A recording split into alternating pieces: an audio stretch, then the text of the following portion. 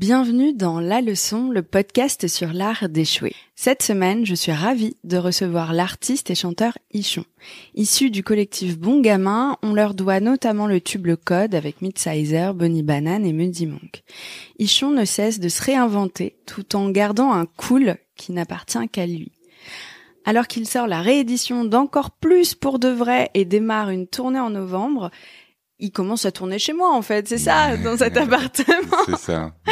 Hello Yann, tu vas bien? Hello, ça va et toi?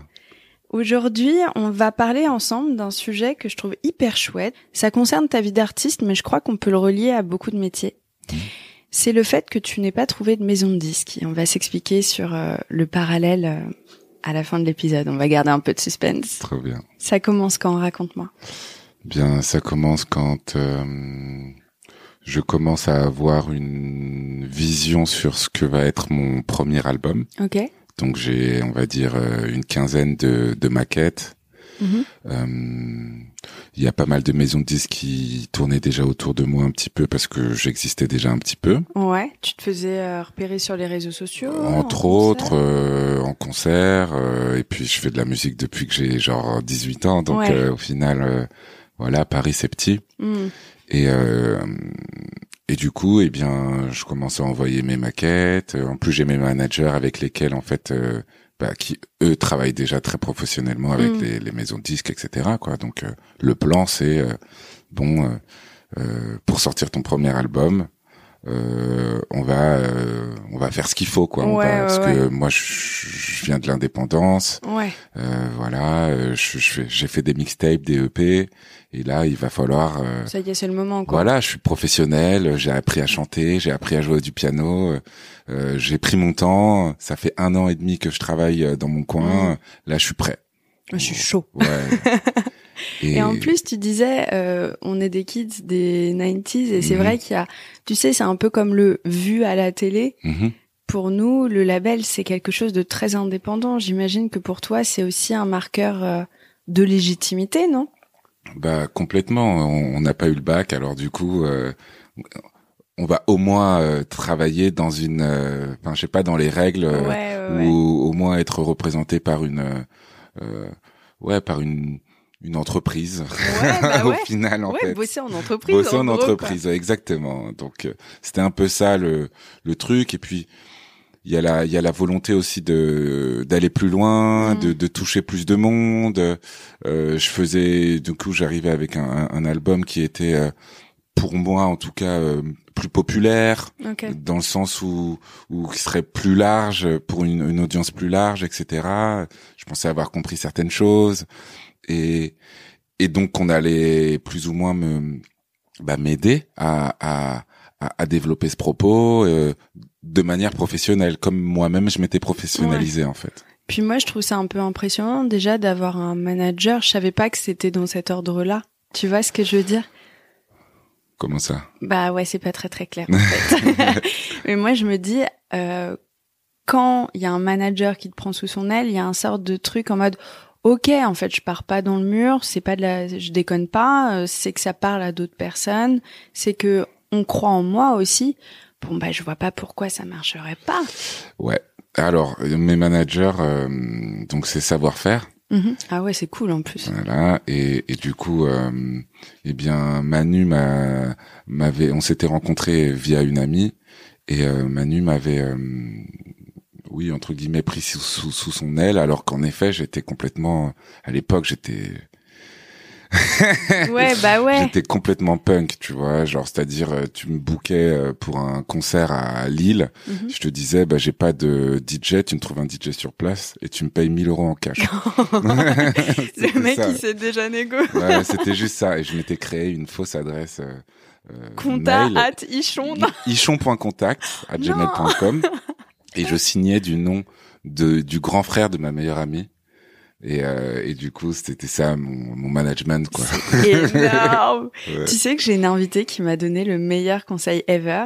Elle m'a dit si on te paie pas à temps, tu te crées une adresse mail comptable.pole. C'est vrai, c'est une bonne idée. Et ça fout la pression. Ouais, c'est une bonne idée. Tout de suite, ça devient sérieux, quoi. Bah ouais. c'est un peu con de devoir faire ça. Voilà, mais merci Gmail, écoute, qu'est-ce ouais, que tu veux que je te hein. dise. Et donc du coup, ouais, toi t'es un petit peu, tu pars dans tous les sens, t'es pas encore cadré. Je suis pas cadré du tout, et donc il y a donc Manu Baron et donc l'équipe de savoir-faire qui veut bien m'aider en fait, en gros, en tant que manager, et du coup il me professionnalise. Ok.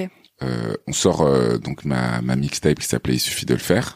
On sort ça de manière, on va dire, on la sort dans l'état en se disant que on va bosser derrière sur un album. Ok. On se dit ça, on la sort dans l'état, mais tout de suite j'ai un tourneur du coup, donc il y a plus de.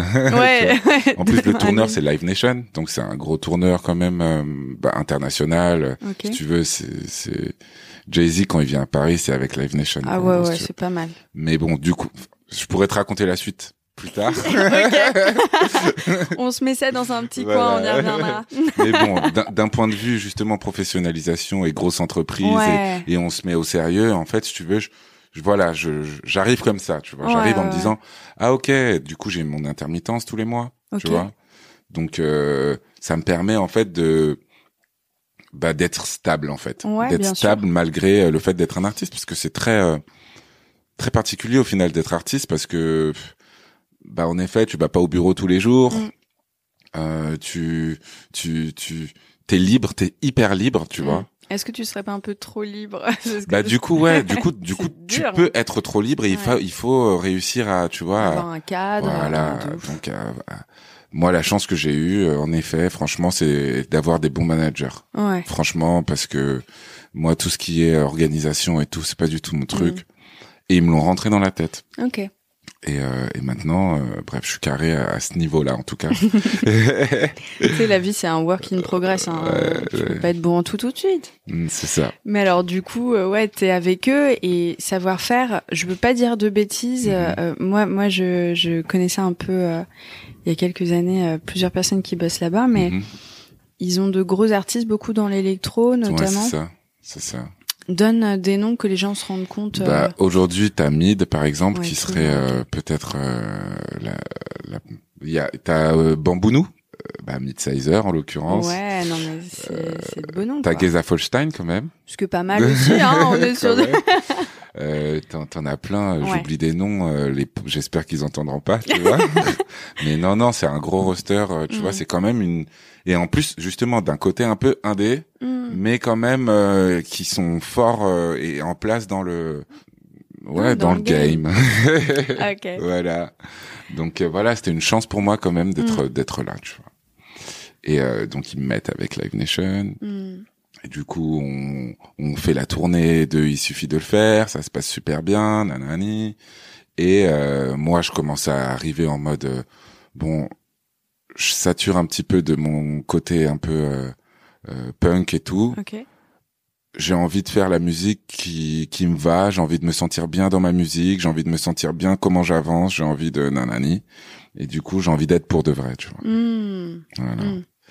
Et là, du coup, pour de vrai, apparemment, quand on sort un album, et c'est comme ça que je les ai connus, les albums, c'était que t'étais en maison de disque, tu vois. T'es en maison de disque, t'as un album qui est bien promu, de ouf. Tu vois, t'es à la Fnac, tu fais ta tournée, t'es carré, c'est comme ça, genre. Ouais. Et puis c'est con, mais tous les albums que toi t'achètes, il y a un petit logo derrière avec une Polydor, Universal. C'est ça, voilà. Donc gros. quand toi, les artistes que tu regardes en te disant putain un jour moi je serai eux, ont tout ça. Évidemment que t'as envie de l'avoir aussi, c'est normal. En gros, ouais, tu vois, c'est et en plus de ça, surtout la vérité, c'est aussi d'avoir de l'argent. Ah oui, c'est pas mal. En réalité, c'est c'est un truc que j'aime plutôt bien aussi, ça me parle. Et en soi, à ce moment-là, je parle même pas d'argent pour moi, je parle juste vraiment pour réaliser les projets à la hauteur de ce que j'imagine, quoi, tu vois. Ouais, des beaux clips. Voilà, c'est ça, parce que là, si tu veux, c'est l'argent de ma poche. Je suis en indépendant, en distrib chez c'était comment il s'appelle, chez Believe. Je suis en distrib chez Believe. Ouais, c'est cool. Ouais, mais c'est vraiment, tu vas sur internet, tu t'inscris et t'es en distrib sur Believe. Ah d'accord, ok. Bon la leçon bientôt sur Believe. Qu'est-ce que vous voulez que je dise ? Non mais après j'avais un bon contrat avec eux dans le sens où ils me suivaient un petit peu, mais si tu veux, pour faire une mixtape avec, j'avais 15 000 balles. 15 000 balles, franchement, à la base, tu fais un clip avec, putain, okay. Tu vois. Sauf que moi, du coup, j'enregistre mes morceaux, je fais plusieurs clips. Il y a des ingé-sons, je paye tout, voilà, je fais comme je peux, tu vois, mais avec 15 000 balles. Donc, imagine ce que tu devrais avoir en étant signé dans une maison de disques, avec un contrat d'artiste ou des choses un peu plus, entouré. Encadré, voilà, encadré, entouré, machin. Tu vois. Et puis c'est dur d'être bon partout aussi. Il y a un truc. Moi, je suis vachement dans le côté. Je dois tout faire, tu vois. C'est vachement dur en fait d'être celle qui négocie tes contrats, celle qui amène la créativité, celle qui fait la partie administrative. Enfin, il y a un moment où toi, quand t'es artiste, tu dois te laisser une plage quand même assez grande pour la créativité. En vrai. Quand tu dois tout faire, c'est ghetto, quoi. C'est ça. Et du coup, c'est exactement dans cette démarche-là que j'avançais, en me disant, non, moi, je veux juste faire ma musique, je veux être libre. Ouais. Je veux être libre, je veux juste faire ma musique, faire mes clips, ok. Mais en fait, je veux pas avoir à penser à tout ce qu'il y a autour de ça, quoi, parce que limite, c'est contre-productif en fait, parce que tu peux pas penser à chanter la liberté en étant enchaîné en fait, tu vois. Ouais, c'est clair. Viens, écris un son sur l'URSSAF. Moi, je te signe direct. Mais j'ai fait une chanson là dans Encore Plus qui s'appelle Radio, qui raconte un petit peu ça dans un certain sens. Ok, faudra que vous l'écoutiez après cet épisode, comme ça fera une continuité. Mais ouais, non, mais je te comprends trop là-dessus, et je pense que ça se rapporte à beaucoup de professions en fait, où t'as pas d'autre choix que d'être ton propre patron, parce que du coup personne ne te veut, ou alors tu trouves pas de CDI, pas de, tu vois. Ouais, c'est ça. Et tu le vis comment à l'époque? Est-ce que tu le vis comme un échec, comme une déception? En plus, ce qui est drôle, c'est que on me dit pas non en fait. Ah ouais? Ouais, on me dit pas non. Je te dis, ça a duré 2 ans. Putain. En gros, pendant 2 ans, franchement, je les ai presque tous vus. Ouais.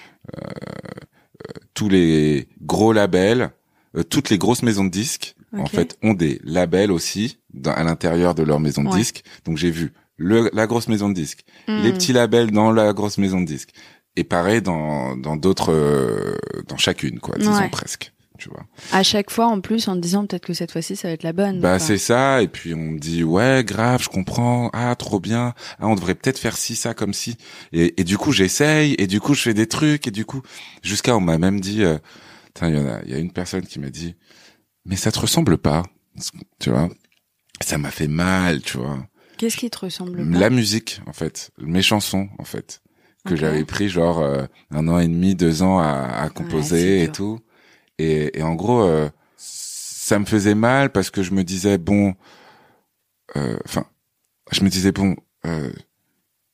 donc en fait ça va peut-être pas fonctionner. J'ai peut-être pas fait le bon choix. Je me suis enfermé comme ça pendant 1 an et demi pour faire mon truc. Et au final, personne me suit. Bon, je vais peut-être les écouter un petit peu. Ouais. Je vais peut-être changer un petit peu pour que ça leur plaise et tout. Oui, logique. Tu vois, j'étais un peu dans cette démarche-là. Au bout de 2 ans, je pense que tu perds ton identité à force qu'on te dise faut que tu sois un peu plus comme ça, un peu moins comme ça, quoi. Et en fait, c'est quand cette personne m'a dit ça, ça te ressemble pas, j'ai fait waouh. Mais en fait, allez, mais c'est des malades. Ah ouais. C'est des oufs. Ça me ressemble pas. Pendant 2 ans, je me suis enfermé, je suis allé faire mon truc, justement. Ça s'appelle pour de vrai, tu me dis, ça me ressemble pas. Je comprends pas. Et du coup, ça m'a fait me dire que, vas-y, en fait, que ça fonctionne ou pas, moi, c'est ça que je dois faire. Ouais, c'est clair. Je dois chanter ces chansons, je dois dire ce que j'ai dit, parce que c'est moi, et que ça aille ou que ça aille, en fait. Et puis, il y a un peu le côté aussi, mais en fait, vous me connaissez pas, tu vois. Ouais, clairement. C'est ouf qu'on te dit ça, alors qu'on n'est pas dans ta vie privée, quoi. C'est ça. C'était particulier. Ça m'a fait peur, hein. Franchement, ça m'a fait très, très peur. Je te dis, en plus, j'ai abandonné, entre guillemets, mon petit succès que j'avais, tu vois, pour que ça devienne plus grand et pour le ressentir encore mieux, ma place dans ce monde, en fait, tu vois. Et Et en effet, j'ai compris à ce moment-là que j'allais y aller sans eux, quoi. En fait. Ouais, il y a le truc dans tes tripes qui te dit, en fait, je le sens tout court et il faut que je le fasse. Ouais, clairement. Mais mais ce qui est génial, c'est que ça m'a inspiré des belles chansons. Litanie, je l'ai écrite à ce moment-là. C'est une chanson qui est dans Pour de vrai. C'est Pour de vrai. Ouais. Bah du coup dans Encore plus aussi. C'est la réédition, mais ouais, je l'ai écrit à ce moment-là. En fait, j'ai écrit à ce moment-là cette chanson et ça m'a grave inspiré. Du coup, j'ai monté mon label. Mais c'est ça qui est génial. Voilà. Et avant qu'on raconte ton label, parce que t'aurais jamais fait ça si t'avais été en maison de disques, tu te serais jamais poussé aussi loin. Ben non, franchement, j'aurais pas fait ça parce que je voulais pas penser à ça en fait. Je voulais juste chanter et faire mes chansons et pas avoir à penser à l'argent en fait. Ouais, je comprends. Et comment tu te sentais sur le coup, parce que c'est quand même dur quand t'as des managers qui croient en toi et toi, tu sais, tu t'y arrives pas entre guillemets parce qu'on sait que c'est bien plus nuancé que ça. Ça doit être dur aussi. Bah franchement, j'ai beaucoup de chance. Mes managers, ils sont, disons comme moi, c'est des indépendants. En fait, eux-mêmes sont comme ça parce qu'ils veulent pas aller dans les maisons de disques. Ok, je comprends. Manu, par exemple, il déteste ça. Et du coup, c'est Alex qui s'occupe de cette partie-là, entre guillemets. Pareil, j'ai pas envie de parler pour eux, mais en gros, si tu veux, ce sont des indépendants. Donc ils comprennent la position là de bon bah si ça le fait pas, on va trouver un autre moyen. Voilà, tout simplement. Et du coup, ils m'accompagnent fort là-dedans, à pas refaire les mêmes erreurs que j'ai déjà faites, parce que j'avais déjà un label en gros avec Bon Gamin. C'était un label. Encore une fois, c'était un label parce que administrativement parlant, eh bien, il faut une structure qui accueille les projets. Ok. Quand t'es indépendant. Ok. Quand t'as pas de maison de disque. Ouais. Tu vois ce que je veux dire? Ouais, il y avait ce truc qui se répétait. C'est ça. Et le problème, c'est que la boîte de Bon Gamin, j'ai failli la couler, tu vois. Bah, t'étais jeune aussi. C'est ça, j'étais jeune. Fallait changer de nom, fallait mettre Mauvais Gamin, peut-être. Fallait surtout pas que j'ai la carte bleue, en fait. Okay. Pour te dire la vérité. Oh mon Dieu. Ça, ce sera un hors-série qu'on fera ensemble. Voilà. Mais c'est trop beau de se dire que tu t'es allé tellement plus loin, en fait, dans ton apprentissage, en te faisant refuser de maison de disque, parce que est-ce que tu aurais imaginé être capable de créer ton propre label?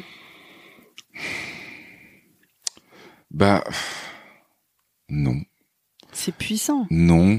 La vérité, en plus de ça, c'est que d'avoir créé mon propre label, ça m'a permis d'acheter une maison. Waouh. Tu vois ce que je veux dire? Comme quoi la carte de crédit, parfois, elle est utilisée à bon escient. Voilà. Parce que ça te met un statut tout de suite dans ce monde de col blanc. Bah ouais. T'existes. Quand ça se passe bien, hein, tu vois. J'ai pas coulé la boîte cette fois, pas encore en tout cas. Je dois avoir je touche ma tête. Je touche les poutres derrière moi. Très bien. Là, tu touches le chien, par contre. Mais ouais.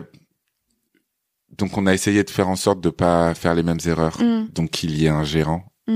Donc qui est mon ami Léo, qui maintenant commence à un peu en avoir marre aussi d'ailleurs.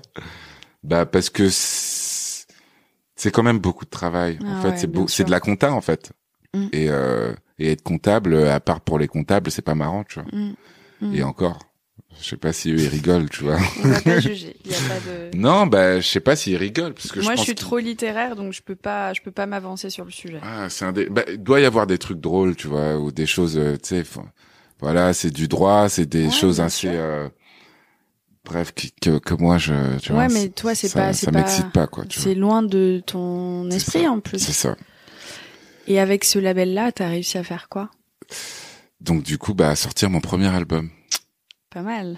Et encore une fois, c'est pas tout seul. C'est jamais seul, encore une fois. Donc il y a pas eu de maison de disques, mais il y a une boîte de distrib que j'ai eu la chance qu'ils arrivent, genre au moment où on allait dire, vas-y, on le fait tout seul, genre en mode vraiment avec 15 000 balles encore, tu vois. Eh bien. Et ça se serait appelé ton album Ma bite et mon couteau. Ouais. En fait, du coup, le label s'appelle 911. Ok. Tu vois, un peu dans l'urgence, un peu parce que c'est ma date d'anniversaire aussi. Ah, pas mal. Aussi parce que c'est ma voiture préférée. Et aussi parce que... c'est une Porsche. Ouais. Et aussi parce que le 11 septembre, du coup, donc ma date d'anniversaire. Okay. Et voilà, tous ces signes qui faisaient que voilà, j'étais dans l'urgence et que voilà. Et du coup, c'est aussi le premier single qu'on a sorti quand est sorti l'album. Bref. T'as vu comme tous les éléments font que tu construis ta carrière. Ok, on te refuse d'une maison de disques. Bah viens, j'ai créé un son qui s'appelle Litanie. Enfin, il y a un truc un peu intéressant. T'es vraiment le prototype parfait pour mon podcast. Parce que t'as l'intelligence de digérer les petits noms, les gros noms et d'en faire quelque chose, en fait. Écoute, moi, j'ai grandi, tu vois, avec des parents qui ont vraiment, enfin, qui travaillent vraiment beaucoup. Et pour pas dire qu'ils ont galéré, tu vois. Mais en fait, je crois que je peux le dire. Qui ont galéré, qui galèrent encore. Mon père, il a 60 ans et il a perdu tellement de choses, des restaurants, des affaires, des machins, et le gars, il est toujours dans sa cuisine, tu vois. Là, il est à Marseille en train de jouer au théâtre, tu vois. Ah, mais c'est pas vrai. Genre, vraiment, j'ai pas le droit d'abandonner quoi que ce soit, tu vois. Ouais, c'est clair. Genre, c'est impossible. C'est impossible, genre. Ouais. Genre, si à un moment je veux de l'eau, eh bien, je dois aller chercher l'eau, quoi. Tu vois, je sais pas comment dire, mais... Oh bah si, je comprends tout à fait. Je comprends tout à fait. C'est interdit d'abandonner quoi que ce soit. Par contre, il faut bien revoir ses objectifs. Tu vois, je pense, il faut pas s'entêter à faire des choses qui ne sont pas en accord avec nous-mêmes, tu vois. Donc par exemple, je sais pas, si tu veux devenir riche, bien peut-être que ton objectif c'est pas ça en fait. Tu vois ce que je veux dire? C'est de te mettre en sécurité. Voilà, c'est des choses comme ça. Donc voilà, là l'objectif en fait, c'était pas d'être signé en maison de disques en fait. C'était ça le truc. L'objectif c'était de sortir un album. C'est clair. Voilà. Donc faut revoir les choses et prendre le temps, je pense, de décortiquer le bonbon et de se dire quel est le seul truc sur lequel je peux pas m'asseoir. Et le reste, bah viens, on réfléchit à. Ouais, c'est ça. Okay. Mais ça me fait un peu penser aussi à ceux qui ont perdu leur emploi durant le début de 2020 durant la pandémie et qui ont commencé à créer leur business en mode bah voilà, bah j'ai pas d'autre choix. Donc je vais m'écouter, je vais bosser dur, ça marche pas forcément. Mais ouais, il y a, comme tu dis, il y a une urgence et un sorte de truc dans tes tripes, quoi, c'est ça? Ouais, clairement. Et qu'est-ce que ça t'a fait ressentir d'accoucher de ce bébé? Bah, j'ai pleuré comme un bébé. Ah ouais. Franchement, c'était, ça faisait longtemps. Bah, du coup, j'ai dû faire beaucoup plus que si j'avais été en maison de disques. J'imagine. Beaucoup de travail, beaucoup. Vraiment, en plus avec du coup pas beaucoup d'argent. On a fait beaucoup d'économies, quoi. J'ai eu la chance qu'il y ait Alma qui arrive chez Savoir-Faire au même moment. C'est elle au final qui nous a reliés avec The Orchard, qui sont mes distributeurs. Donc franchement, c'est plein de choses qui se sont passées un peu magiques, tu vois. Et donc le jour de la release, où je chantais piano-voix dans un lieu dans un salon de tatouage d'amis à moi. Okay. Parce que en fait, je tatouais des gens pour de vrai. Ah ouais? Voilà. Et je l'ai fait un ah ouais, mais la vraie Pauline est ressortie. Ouais, c'est long, hein. Mais en gros, si tu veux,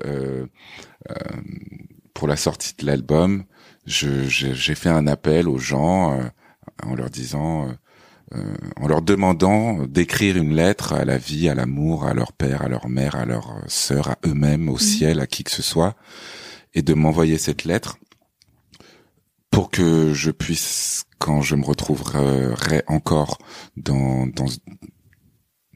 une position difficile et que j'aurai l'impression d'être seul et que je doute et tout, eh bien, je pourrais voir qu'il y a des gens qui sont dans le même cas que moi et voilà. Du coup, je me suis fait un livre de ses... C'est trop mignon. De ses lettres.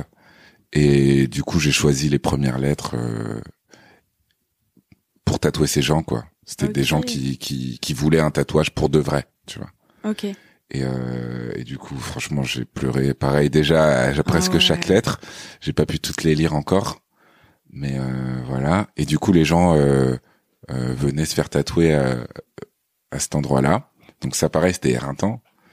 Et à la fin, eh bien, c'était pendant sur 2 jours. Et à la fin, eh bien, je chantais au piano. J'invitais donc la presse, etc., mes amis et tout. Et je chantais mes chansons. Voilà. Et à la fin du premier truc, waouh. Ouais, c'était un truc de ouf. Parce que tu t'es tellement battu pour ça, quoi. Franchement, c'était un truc de ouf. Rien que d'y repenser, j'ai encore des frissons. C'est le meilleur moment. C'était le meilleur moment. Ouais, c'était vraiment comme la fin, quoi. Parce qu'il y avait toujours rien. Ah ouais. Tu vois, bah, j'étais toujours dans ma zone de confort, entre guillemets. J'étais dans le salon de tatouage de mon pote, avec ma famille et mes amis. Ouais. Quelques personnes qui ressentaient la même chose que moi, donc des galériens comme moi, tu vois ce que je veux dire. Et voilà, quoi. Donc c'était encore très intime. Et c'était génial. Et par contre, après, il y a eu les plateaux télé, il y a eu la radio, c'est où ça? Il y a eu les invitations dans d'autres pays. Là, je reviens de Madrid pour faire un son avec un mec de là-bas. Génial. Je pars à Naples après. Je me suis acheté une maison. Ouais, ça c'est quand même un peu dingo. Quand même, tu vois. Genre après, c'est pas non plus. C'est à ma hauteur, hein, tu vois. Genre, je fais pas non plus des trucs de ouf, mais genre par rapport à comme je te racontais que en fait, il y a quelqu'un qui m'a dit ça te ressemble pas, tu vois. Et que pendant 2 ans, je faisais des restaurants avec des maisons de disques qui ont jamais accepté. Hein, ouais, j'ai bien mangé. Franchement, j'ai bien mangé. Je me suis pas, et franchement, j'y allais, je disais, tu sais quoi, je vais même prendre un verre de vin. C'est clair. Moi, je commande toujours le truc le plus cher. La burrata à la truffe, s'il vous plaît. À mort. Donc ouais, de ouf. Mais la satisfaction de voir, je disais ce bébé, mais c'est vraiment ça, quoi. Et de se dire, je me suis entourée de gens qui croyaient aussi en moi et on a réussi à faire ce truc. C'est ça, en fait. C'est ça, en fait. Et de plus en plus, les gens comprennent ce que je racontais, ce que je voulais dire dans Pour de vrai. Et là, maintenant, par exemple, tu vois, apparemment, en effet, on ressent tous ça, quoi. Je disais un truc c'était pour Noir ou Blanc, je disais on n'est pas tout seul, on est tous seuls. Tu vois. Ouais, c'est pas mal. Et je pense que c'est un peu ça que la leçon pourrait nous apprendre, tu vois. Que retourner à ce qu'on veut vraiment à l'intérieur tout seul. Parce que quoi qu'il arrive, il y aura d'autres personnes qui voudront être comme ça, en fait. Donc, on va se rejoindre quelque part. Ça fait pas peur d'être tout seul au final. Enfin, faut pas avoir peur d'être tout seul, pardon. Ouais, c'est très fort. Et puis aussi se questionner sur pourquoi est-ce que je veux vraiment ça. Qu'est-ce qui, ça c'est un truc que tu m'as dit tout à l'heure qui me marque parce que je trouve ça vraiment fort. Qu'est-ce que je veux vraiment derrière mon envie, quoi. Ouais. Et toi, c'était faire un disque. Ouais. Et au final, c'était m'exprimer d'abord. M'exprimer, en fait, raconter ce que je ressentais à ces moments-là. Moi, j'ai commencé à écrire pour m'exprimer. J'avais du mal à parler directement aux gens parce que j'avais l'impression que j'allais dire des conneries ou que j'allais oublier. À chaque fois, je rentrais chez moi. Après, je dis putain, j'aurais dû dire ça. Putain, mais pourquoi j'ai pas dit ça là? Tu vois? Ou alors le truc awkward où t'as l'impression d'avoir été super drôle et après t'es toute rouge en mode c'était la honte. De ouf. Ouais. Du coup, j'ai commencé à écrire pour ça en fait, pour structurer ma pensée en fait. Ah ouais. C'était ça. Et c'est ça un album. Bah ouais, de ouf. Avec un peu de poésie par-dessus. C'est ça. Moi je dis c'est la vie et j'en fais des chansons. J'adore. Qu'est-ce que tu retiens de cette période? 2 ans, c'est long quand même. Hein. Ça aurait pu vraiment te mettre à terre. Qu'est-ce que tu retiens de cette période où t'as dû te battre en sachant le chemin parcouru que t'as fait? Franchement, j'ai envie de recommencer. C'est pour ça que j'ai acheté cette maison à la campagne, pour me re-isoler, tu vois. pour pouvoir. En gros, j'étais retourné vivre dans ma chambre d'enfant chez mes parents. Et du coup, j'avais le temps de ne pas avoir à chercher de l'argent, de ne pas avoir à penser à l'argent quand j'écris, tu vois. Ouais, je vois très bien.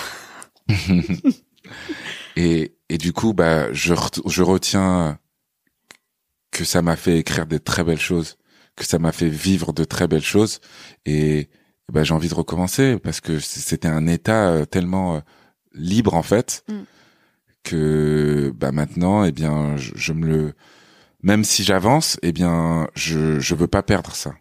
Je veux surtout pas perdre ça. C'est ça encore plus. Ouais, c'est clair. Tu vois. Et qu'est-ce que ça t'a appris aussi concrètement dans ton boulot? Mais ça, hein, clairement, ça m'a appris que il fallait avoir confiance en ce que je ressentais. Ouais, que eux, ils font un boulot et que moi, je vis. Ça m'a appris ça. Ouais. Eux, c'est leur boulot, ce sont des gens et franchement on les respecte. Voilà. Aussi, bien sûr. Ils font un travail qui est très bien pour certaines personnes.